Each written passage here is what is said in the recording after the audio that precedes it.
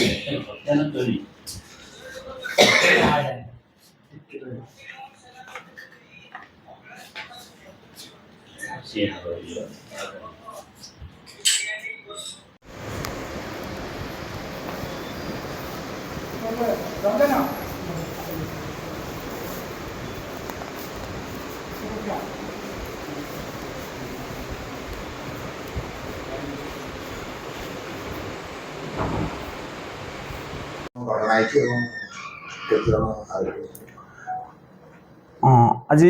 दिन गोटाए बेलू को भरतपुर थाना खबर आसला कि आमर शिक्षा और अनुसंधान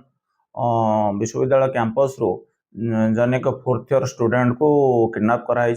एवं किडनैप प्रतिबदल किसी रैंसन किसी मुंड जमीन रखी अर्थ पाई दाबी करुले किसी आसामी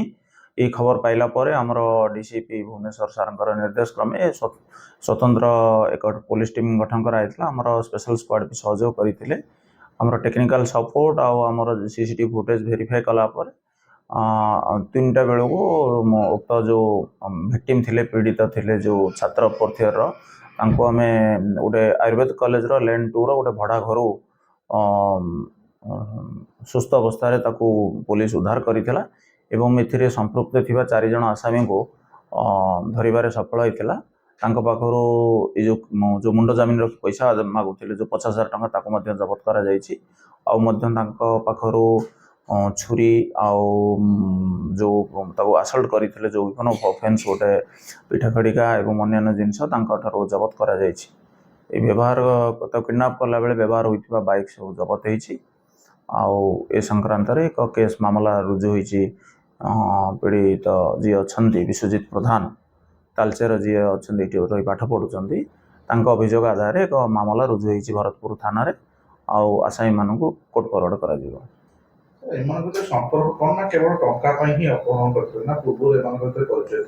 नहीं देखो ये जो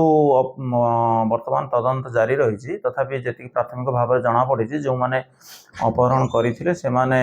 भी स्टूडेंट अच्छा से माने भी बीबीए एमबीए फार्मासी से माने भी पढ़ुं विभिन्न इंस्टीट्यूट रे तांकर से माने गोटे ग्रुप करी आमर जी सब अच्छी लीडिंग इंस्टीट्यूट अच्छी भुवनेश्वर से मानकर पिला मानकर एडमिशन कराई किसी अर्थ उपार्जन करने सब सुजोग खोजती आउ ये जो पिला पीड़ित माने थिले जहाँ को अपहरण करा जायतिला से मध्य से भली कार्य करती आउ से किसी से अर्थ उपार्जन करिसेंती तांको पाखरे सेमती बहुत अर्थ टंका थिबो या भाबी ताको किडनैप करिथले